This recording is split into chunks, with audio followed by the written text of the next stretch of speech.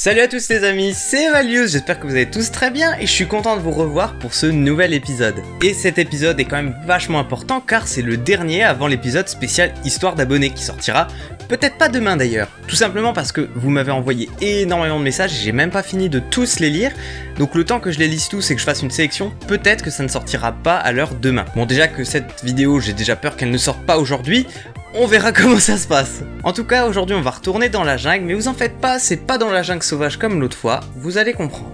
Et une fois que vous l'aurez vu, si l'histoire vous plaît, n'hésitez pas à bombarder les pouces bleus et à vous abonner à la chaîne comme d'habitude, je vous fais confiance pour ça. Bon, j'en ai assez dit les amis, je vous laisse profiter de votre histoire.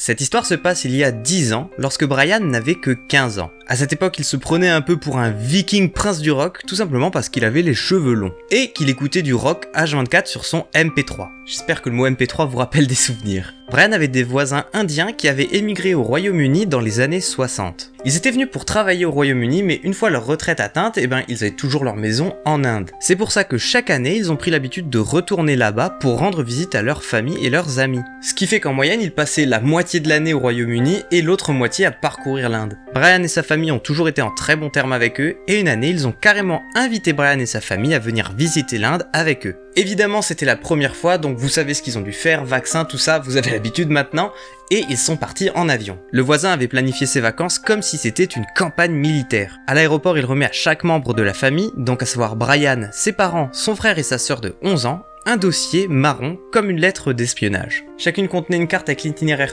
précis des endroits où ils allaient passer, les brochures des hôtels dans lesquels ils allaient dormir, des tableaux de conversion d'argent pour ne pas se faire arnaquer, les horaires de train et 4 photos d'identité de eux-mêmes. Il avait vraiment tout prévu pour ne tomber sur aucun pépin. En sortant de l'aéroport, le voisin avait déjà réservé une sorte de minibus taxi, car la route jusqu'à la première destination allait être assez longue et parcourir la jungle. Ils roulent donc toute la journée jusqu'à arriver à un immense hôtel perdu au milieu de la jungle. Ils étaient vraiment au milieu de nulle part. Le village le plus proche était à au moins 3 heures de route. Brian sort alors la brochure et remarque que l'hôtel était assez différent. Il avait changé de direction. Il faisait nuit et de l'extérieur il remarquait qu'il n'y avait qu'une seule lumière allumée dans tout l'immeuble qui était de 5 étages. En rentrant dans l'allée, ils aperçoivent des ombres au loin.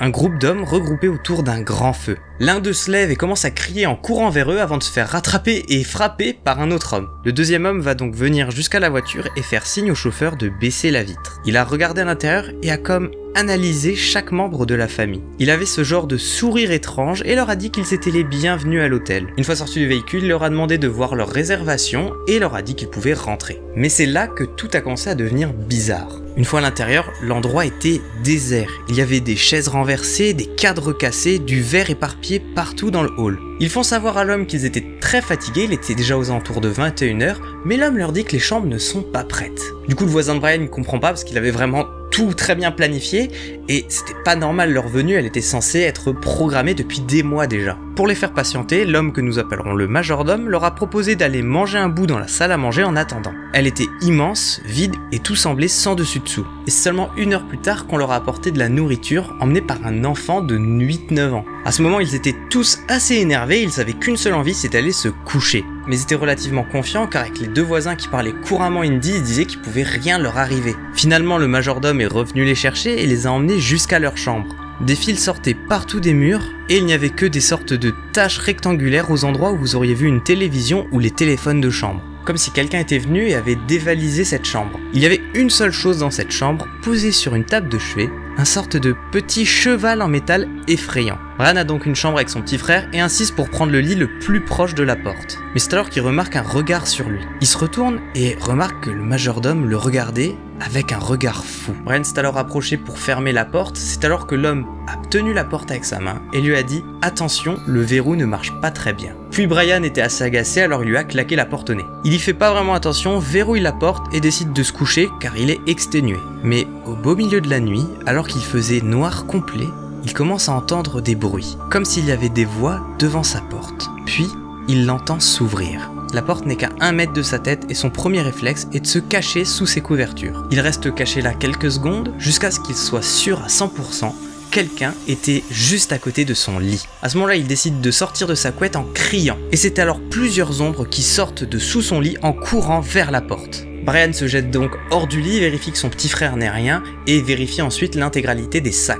Il ne manquait absolument rien. Portefeuille, appareil photo, vêtements, le dossier, tout était là. Mais son sac était tout de même ouvert. Brian a alors décidé de barricader la porte avec les tables de chevet pour qu'on ne puisse plus l'ouvrir. Et c'est encore sous le choc qu'il se rendort. Savoir que son frère ne s'est pas du tout réveillé de la nuit là, il a un sommeil très profond. Le matin, il n'était même pas sûr que ça se soit vraiment passé. Il hésitait avec un cauchemar. En sortant de l'hôtel, le majordome étrange était encore là, et le voisin lui a dit que tout ce qui était bizarre, il ne l'acceptait pas, alors il n'a donné que la moitié du prix qui était convenu. Étrangement, le majordome n'a même pas rouspété et leur a souhaité une bonne journée. Ils sont donc retournés à leur minibus et ils découvrent que le chauffeur était en train de dormir dedans. Ils trouvent ça étrange car le voisin lui avait payé une chambre à cet endroit, mais l'homme a dit qu'il préférait dormir dans son bus plutôt que dans ce drôle d'endroit. Apparemment, durant sa nuit, le chauffeur s'est fait réveiller par un gars qui avait la tête collée contre la vitre et qui le regardait dormir. Le chauffeur a alors frappé contre sa vitre en hurlant et l'homme a disparu dans les ténèbres. Cette histoire bizarre fait dire à Brian qu'il n'a pas rêvé la nuit dernière, mais ils se remettent en route. Environ une demi-heure après être reparti,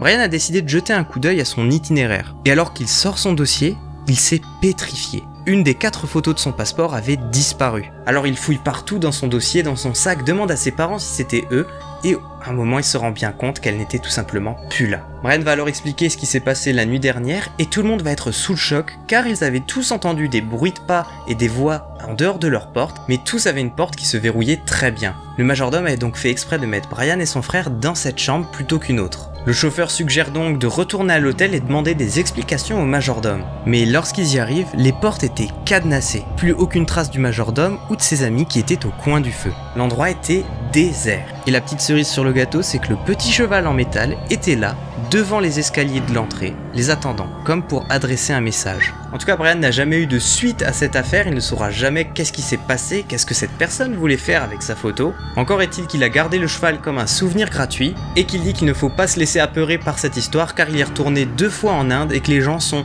sauf exception comme là, toujours très gentils et que c'est un super pays. Il dit même qu'il recommande à tout le monde d'aller le visiter, mais de fuir les hôtels perdus au milieu de la jungle. Les amis, c'est déjà la fin de cette histoire et j'espère qu'elle vous aura plu. Cette petite ambiance glauque de l'hôtel, j'espère que je vous l'aurai bien retranscrit car moi elle m'a foutu des frissons. Enfin bref, si elle vous a plu, je vous invite à mettre un pouce bleu et à vous abonner pour ne pas rater la dernière vidéo du challenge demain ou après-demain pour l'histoire spéciale abonnée. N'hésitez pas à me dire ce que vous pensez dans les commentaires que cette personne a fait avec la photo de Brian, parce que moi j'en ai absolument aucune idée à part peut-être faire un faux passeport. En attendant, j'ai hâte de découvrir vos suppositions et moi je vous donne rendez-vous demain ou après-demain pour la prochaine vidéo. C'était Malius, ciao.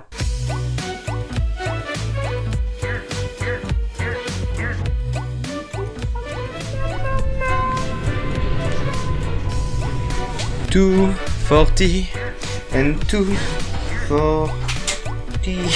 Putain, j'ai soif et j'ai pas ma gourde. Bon bah voilà, j'ai ma gourde.